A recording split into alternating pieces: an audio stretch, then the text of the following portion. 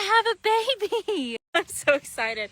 I mean, there's still hurdles to cross, but we have a clean embryo. For those that don't know, Sophie, this tall buckskin drink of water who is gorgeous, she carries a copy of PSSM. And that's not something we necessarily want to give to our future foals. We want to eradicate that.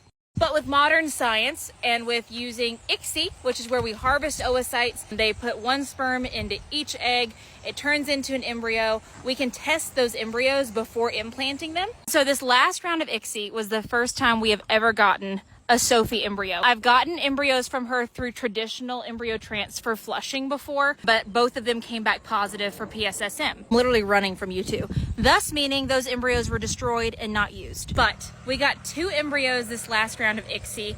One of them did test positive for a copy of PSSM1, so we will not be using it. Unfortunately, that one was a filly. And also, unfortunately, when I was doing the checklist for everything I wanted to test for, I tested for gender, color, and obviously a genetic panel.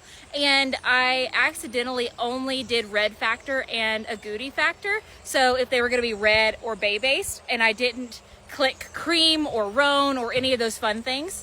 So from this round of testing, we know that the clean embryo we have is a colt, so it's a boy, and we know that it's bay-based. So it could be a bay, it could be a buckskin, it could be a bay roan, or it could be a buckskin roan. And all 4 of those are pretty dang awesome, so I'm good with any of it.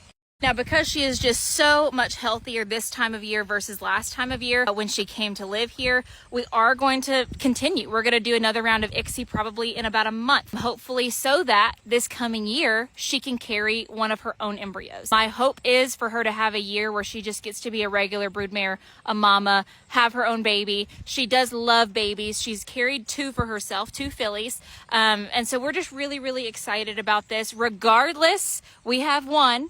And obviously that still has to stick into a recip, so we have to implant it. It has to make it, you know, to its, make it into a pregnancy and then its heartbeat date. And then after that, chances are significantly higher of us actually getting a live baby on the ground. But this is the closest we've ever been, y'all. So I am so excited.